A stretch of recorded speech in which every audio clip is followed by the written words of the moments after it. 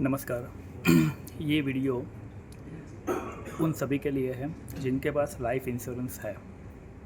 आपने कहीं से भी लाइफ इंश्योरेंस लिया है, नो वरीज़। आपने मेरा कंसल्टिंग लिया है, किसी और से कंसल्टिंग लिया है, बैंक से लिया है इंश्योरेंस, कहीं से भी आपने लाइफ इंश्योरेंस लिया है।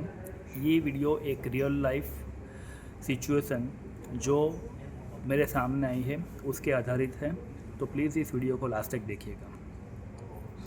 सबसे पहला भ्रम ये होता है कि लाइफ इंश्योरेंस से मुझे पैसा मिलेगा, यानी कि मेरा पैसा बढ़ेगा। नहीं, मिलेगा तो सही लेकिन बढ़ेगा। यू फील लाइक दैट कि मैंने लाइफ इंश्योरेंस लिया है तो मेरा पैसा जो है ना वो बहुत गुना होना चाहिए। ऐसा नहीं होता है। लाइफ इंश्योरेंस जो है वो सिक्योरिटी के लिए है, वो सेफ्टी के लिए है। उसमें बहुत ज़्यादा पैसा नहीं बढ़ता है। अगर हमें बहुत ज़्यादा पैसा बढ़ाना है तो उसके अंदर बहुत सारे अदर ऑप्शंस हैं, लेकिन लाइफ इंश्योरेंस जो है वो एक ऐसा है कि जिसमें सेविंग्स के साथ सुरक्षा होती है। और सुरक्षा मतलब कि आपको एक छोटी सी अमाउंट में बहुत बड़ा रिस्क का कवर दिया जाता है।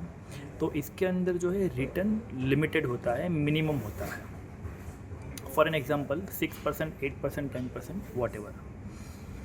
अब हमें ऐसा लगता है कि मैंने लाइफ इंश्योरेंस लिया है, मैंने हर महीने में मानो कि 50,000 रुपया लाइफ इंश्योरेंस का प्रीमियम भर रहा हो, या 5,000 रुपया इंश्योरेंस का प्रीमियम भर रहा हो, या whatever the amount you are paying. हमें ऐसा लगता है कि नहीं यार, ये पैसा तो इतना गुना हो के मेरे पास आने वाला है। नहीं होगा, ये एक्सेप्ट कर लीजिए। अगर नहीं पता है तो वापस से इस वीडियो को देखिए और ये एक्सेप्ट कर लीजिए कि वो नहीं होगा, ये बहुत गुना नहीं होता है। इसमें डबल या डबल से थोड़ा ज़्यादा, मैक्सिमम उतना ही होता है, और वो भी नंबर ऑफ़ ईयर्स में जो पॉलिसी टर्म होती है उसके अंदर। बट हमें ऐसा लगता है कि मैंने इंश्योरेंस लिया है तो मेरा पैसा बहुत गुना बढ़ जाएगा, मेरा काम बहुत अच्छा हो जाएगा, जब मुझे पैसा चाहिए मिल जाएगा। इंश्योरेंस जब पैसा चाहिए तब निकालने के लिए नहीं है, और निकालना चाहिए भी नहीं। हमें ऐसा लगता है कि अगर मुझे इमरजेंसी में पैसों की ज़रूरत पड़ी तो मैं इसमें से पैसा निकाल लूँगा, उसके लिए SIP से निकल जाएगा, गोल्ड लिया है उससे निकल जाएगा। इंश्योरेंस से नहीं निकलता है, और निकालना भी नहीं चाहिए अगर निकलता हो तो। क्योंकि समझो, इंश्योरेंस हमारी सेफ्टी के लिए, हमारी सुरक्षा के लिए है, परिवार की सुरक्षा के लिए है। Suppose you are having a family, आपका हस्बैंड काम कर रहा है या आप काम कर रहे हैं। अगर आप हस्बैंड है तो खुद आपके परिवार के लिए क्यों काम कर रहे हो? परिवार की खुशी के लिए। हाँ, लेकिन लगता है कि नहीं यार, जब ज़रूरत पड़ी परिवार को तो इसमें से पैसा निकाल लूँगा। आप समझो, आपने जब पहला प्रीमियम पे किया उसके बाद अगर आपकी डेथ होती है तो insurance company full insured value आपको देती है। मैं आपको एग्जांपल देता हूँ। सपोज़ कि आपने प्रीमियम पे किया पहले महीने का 5,000 रुपया या 50,000 रुपया या 10,000 रुपया, वॉट एवर। या फिर आपने प्रीमियम पे किया 3 महीने का या 6 महीने का, वॉट एवर। अगर दूसरे दिन, पॉलिसी इश्यू होने के दूसरे दिन आपकी डेथ होती है तो भी इंश्योरेंस कंपनी आपके परिवार को सम एश्योर्ड, मतलब कि अगर 50 लाख का सम एश्योर्ड है तो 50 लाख, 25 लाख का सम एश्योर्ड है तो 25 लाख, जो भी सम एश्योर्ड है वो सम एश्योर्ड जो है वो आपके परिवार को दिया जाता है। फिर उसमें ऐसा नहीं बोलते कि भाई आपने तो अभी 1 साल का भी प्रीमियम पे नहीं किया है तो आपको पैसा नहीं देंगे। नहीं, इसमें सुरक्षा पहले होती है, सेविंग्स बाद में होती है। दूसरे सभी इंस्ट्रूमेंट के अंदर सेविंग्स पहले होती है, सुरक्षा बाद में होती है, या फिर होती ही नहीं है। तो थोड़ा सा हमें दिमाग लगाने की ज़रूरत है कि यही मेरे परिवार के लिए है। अगर मैं नहीं रहूँगा, मैं जिसके लिए जी रहा हूँ, जिसके लिए मैं कुछ कर रहा हूँ, जिसके लिए मैं सुबह से शाम तक भाग दौड़ कर रहा हूँ, अगर मैं चला गया तो उनके पीछे देने वाला कोई नहीं है, उनके लिए इंश्योरेंस है। और आपको लगता है कि नहीं यार, मेरे जीते जी अगर मुझे पैसा काम नहीं आया तो क्या होगा? भाई आपने जी लिया, आपने अगर मानो कि पॉलिसी टर्म पूरी निकाल ली तो पैसा आपके काम लगेगा, दैट्स ओके। बट अगर आप नहीं रहे तो, अरे यार मैं तो मेरे परिवार के लिए तो मैंने सपोज एग्जांपल के रूप में मैंने प्रॉपर्टी लेके रखी है, मैंने गोल्ड लेके रखा है। सुनो, जब आपने गोल्ड लेकर रखा है तो वो गोल्ड जिसके हाथ में आ जाएगा ना, वो गोल्ड उसका हो जाएगा।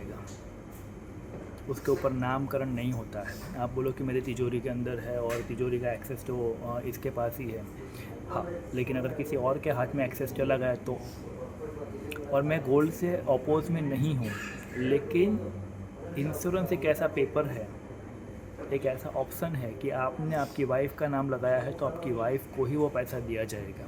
फिर आपकी वाइफ किसी को दे दे वो अलग बात है। अनदर पॉइंट कि ये इंश्योरेंस का जो पर्पज़ है वो सुरक्षा है, बाद में सुरक्षा के साथ सेविंग है।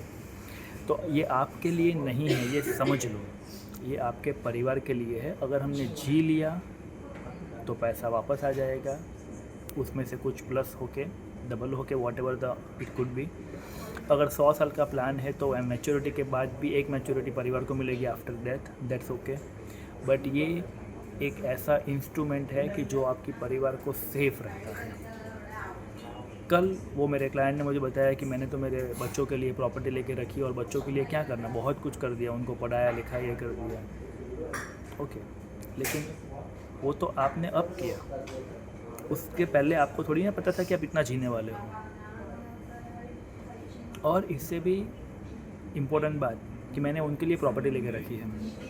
पता है, प्रॉपर्टी में इंसान की डेथ होने के बाद, सपोज़ कि एक इंसान है जिसकी डेथ हो गई, उसकी एक बीबी 2 बच्चे हैं, तो ऑटोमेटिकली प्रॉपर्टी के अंदर तीनों के नाम आ जाते हैं। फिर वो नेम उनकी मर्ज़ी से कमी कराने पड़ते हैं। अब हमें लगता है कि नहीं यार प्रॉपर्टी लेके रखी है, प्रॉपर्टी रातों रात नहीं बिकती है। ओके, जब इंसान चला जाता है तब दूसरे दिन से परिवार को पैसों की ज़रूरत महसूस होना स्टार्ट हो जाती है। और अगर आपको नहीं पता है तो पूछिए अपने दोस्तों को जिसका हस्बैंड की डेथ हो चुकी है, जिसकी वाइफ की डेथ हो चुकी है, जो अर्निंग मेंबर था। आप बोलोगे कि केवल सर हमने आपसे लिया है या फिर आप जानते हो इसलिए बता रहे हो। नहीं, मैंने ऐसे बहुत सारे एग्जाम्पल्स देखे हैं। और इन्होंने क्या किया, इनको चाहिए था घर लेना था, घर बनाना था उनको, तो उनको कुछ लोन की रिक्वायरमेंट थी, पैसों की रिक्वायरमेंट थी। तो उन्होंने ऐसा सोचा कि मैं ये LIC सारी बंद करके वो पैसा लेकर मैं घर में डाल दूँ। क्या ऐसा करना चाहिए? अगर आप मुझे पूछोगे एज अ केवल सर के रूप में, मैं ना बोलूँगा। घर बनाना है तो घर के लिए मार्केट से, बैंक से लोन मिलती है जो 8.5% 9% पे मिलती है।